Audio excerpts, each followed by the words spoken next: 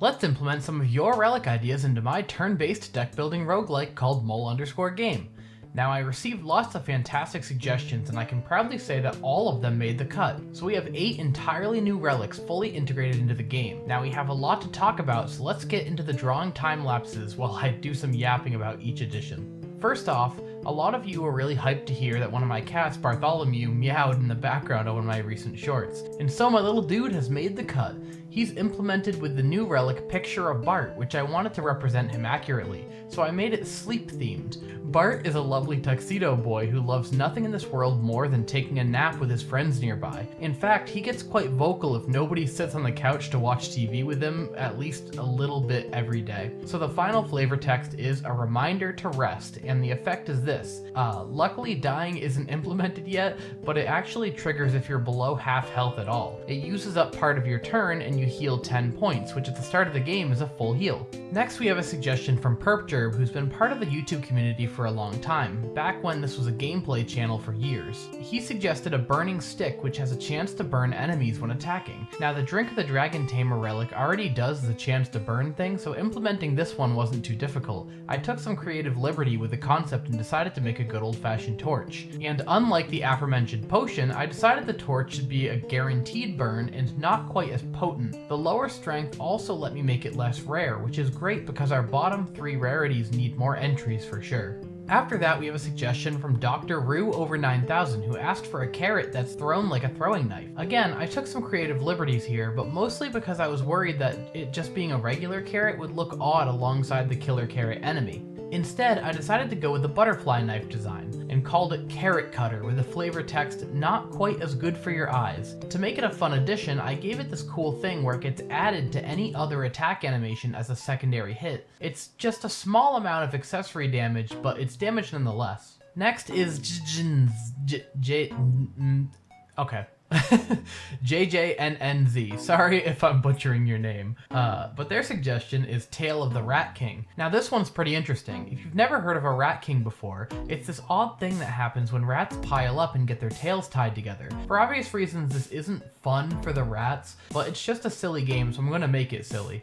This one also needed the most individual artwork, but it's also for a good reason. Every turn, this rat adventure status effect builds up. The higher it goes, the more rats attack at the start of your next turn. After 5 turns, the king is formed and you get this. Then we have an idea from I Am Hextrix, who suggested an Oni mask. Now, I'll be honest, this one took me like 20 revisions. Oni masks in real life are very intricate, and I wasn't quite sure how to do that much detailed justice without making the mask stand out like a sore thumb alongside all the other relics. So I spent a long time looking at examples online. I got some extra advice from my wife, who's a much better artist than myself, and this is what I ended up with. As for the effect, I simplified the original idea a bit, but basically it induces fear in enemies as soon as you attack. Fear works the same as the existing paralysis effect, causing the enemy to skip their turn sometimes. Following that, we have a crazy one. Lunatic Lottie suggested that I make a reference to the mole unit of measurement, and oh boy, did I take this in a stupid direction. I'm sorry, Lunatic Lottie, but your idea became the most overpowered item I've ever made. So here's the story. Initially, I wanted it to interact with a loot credit system. TLDR, 100 loot credits is 1 roll of the dice to get a reward at the end of battle. So my bright idea was to give the player credits equal to Avogadro's constant, which is the number of atoms in 1 mole. The only problem is that that's over 600 sextillion loot credits, and I'm working with a measly 64-bit integer, which can't hold a number that big.